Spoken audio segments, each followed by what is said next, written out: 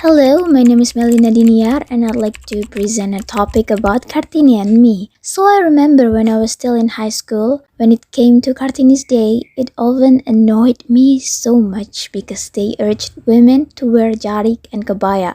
I used to question why I have to bother myself with wearing something I don't like. But then I'm glad that in my gender studies class I have been assigned to read Kartini's letter.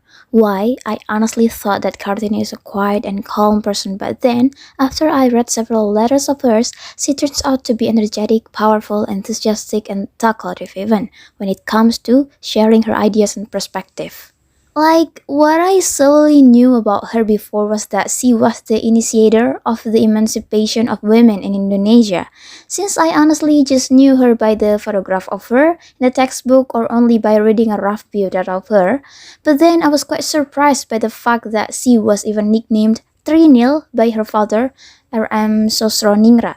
Ternil is the name of chirping bird whose body is small but its movements are agile, resembling how active and cheerful Kartini was. Not only that, her sibling even called her Jaran Kore or wild horse because of her unyielding nature, which is not like how Javanese women behave in general. After I read the Kartini letters, I watched the Kartini movie starring Dian Sastro as Kartini.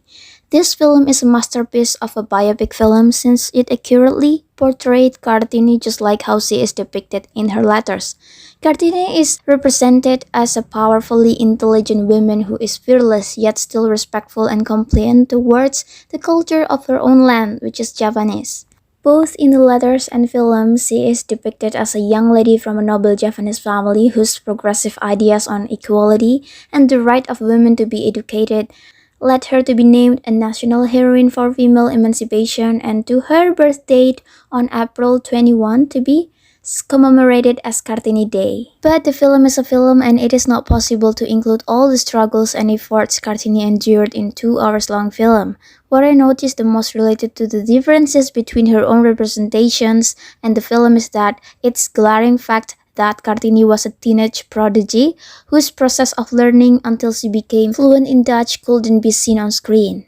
In the film also, it is not told that Ngasirah, her mom, was the daughter of an Islamic preacher, and also the fact that in the letter as well, Kartini told her pen pal, Stella, about the Trinel nickname and why she is called that, not included in the film. Talking about the emancipation of women and how Kartini opens the door for us, for all women in Indonesia to be aware and knowledgeable, especially in terms of pursuing higher education, it still concerns me. Regardless, after a century, the issue of gender is still blatantly prominent to dig into. As a matter of fact, I myself still face those gender biases, particularly in education. A stereotype like, why do you even bother going to university when you are expected and ended up being a dishwasher, cooking a good meal, staying in the kitchen, and pleasing your husband. I remember I was so mad I was ready to blow a fuse when someone said this to me. I'm still concerned with this fact because up until now so many people still think of this.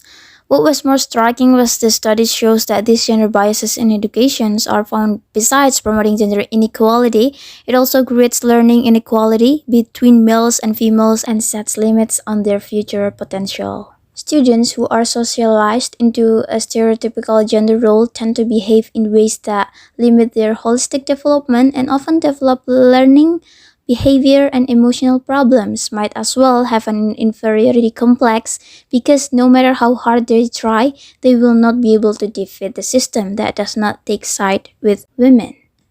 It is reflected in the fact that Indonesia is 85 out of 149 countries in the global gender gap rankings. Despite having the same level of education, Indonesian women and men still experience significant treatment of inequality and pay gap. Hence, related to the gender issue I picked, which is about the gender biases in education, Kartini's Day should be celebrated with joyful and cheerful action of teaching and learning process equally in our surroundings. What I meant by equality here is that we don't differ between boys and girls. They all have the right to be educated and educate others. Consequently, a very common way to achieve this is we can celebrate Kartini days through some activities related to educational and cultural themes activities, just like performances of poetry that creatively depicts Kartini's struggles and how she catalyzed the feminist movement in Indonesia. And just because I mentioned the feminist term right here, it doesn't mean that it is excluded only to girls and boys are expected to not participate. No. Instead, we urge all genders to learn, understand, as well as appreciate the struggles of Kartini faced back then to gain the progression we felt today. As gender biases are my main concern, the role I can play is, of course, by starting it by myself, by doing what I'm doing right now. Being a college student myself, I can show people that women can pursue higher education without any interruption of gender norm related to what should and what should not be taken or even achieved by women my age. Starting for my very own family, it is reflected in the allotment of chores is distributed equally and not solely based on the gender stereotype or norm in the society which told women to stay in the kitchen and the father goes to work. Thus, all of us can convey this small movement as a way to continue Kartini's effort in embodying the emancipation of women, particularly in Indonesia, by fixing our mindset and attitude that all short of actions that radiate behavior of degrading, lessening, and ameliorating a person because of their gender is not right. As I am still a student myself, I'll continue handling my responsibility and serious about it. Here what I meant was to do the best in the field that I'm majoring in and be the person who is courageous enough to influence the people out there who are still holding on to this conservative mindset of inequality between men and women in terms of education.